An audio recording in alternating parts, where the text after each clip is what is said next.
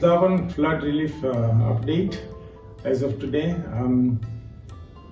The government has announced that another 2 to 3 days there's another surge of flood coming down. So sadly, all these people are going to be stuck in the places where they are taking shelter at the moment.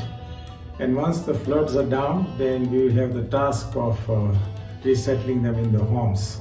In the meantime, we're going to continue nurturing them and their cows as best as we can, and we plead to all of our supporters to continue supporting us at least for the next 2 to 3 weeks, so that we can do the needful and resettle them in their homes. Thank you, and Hare Krishna.